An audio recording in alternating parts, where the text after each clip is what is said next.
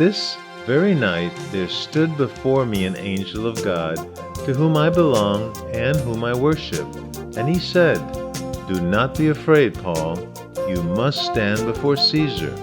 And behold, God has granted you all those who sail with you. So take heart, men, for I have faith in God that it will be exactly as I have been told." On this Saturday, the 9th day of December, it's time for the reading of our devotional thought for today, coming from the book Truth for Life, 365 Daily Devotions by pastor and author Alistair Begg. Today's devotional thought is entitled Confidence in God's Promises.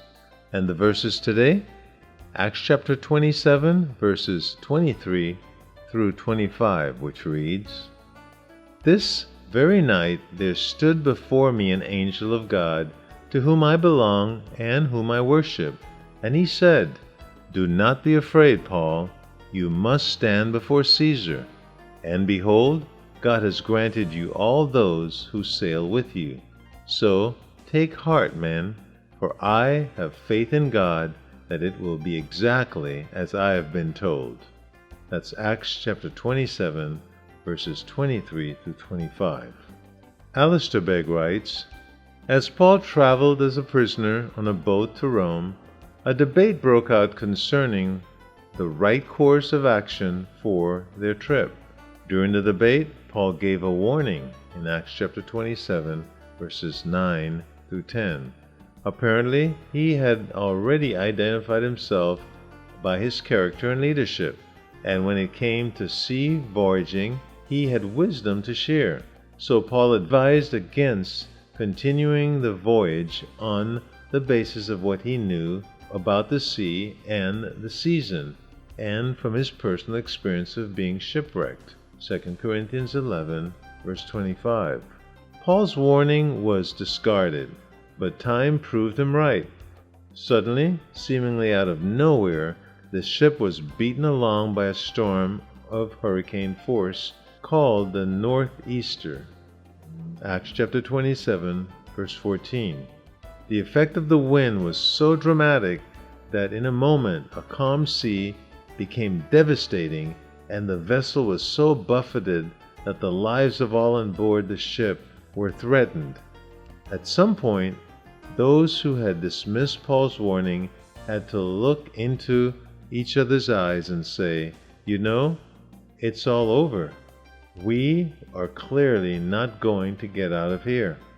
Yet while everything indicated that this was the end for Paul and all in the ship, the apostle still had the promise of God. In Acts 23:11, the Lord had stood by me and told me, "Take courage, for as you have testified to the fact about me in Jerusalem, so you must testify also in Rome." Paul's life may have been threatened by the turbulence, but God's promises was sufficient.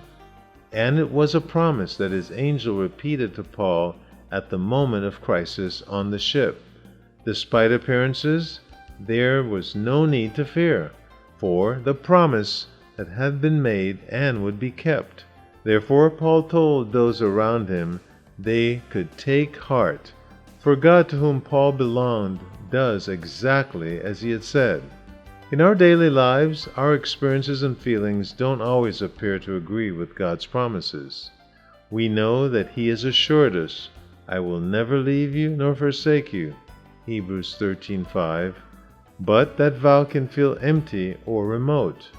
We know he has promised us that he will always be at work for the good to those who love him, Romans 8:28, but that can feel unlikely.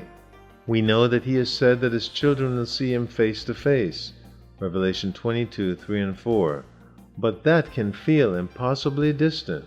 Any of us can trust God's promises when the sun is out and when the band is playing. The challenge is to trust in the dark and in the silence, or, as in Paul's case, in the midst of the raging storm. When the fulfillment of God's promise seemed least likely, remember Paul. Even when your circumstances and God's promises do not seem to align, know what He has done repeatedly in the past.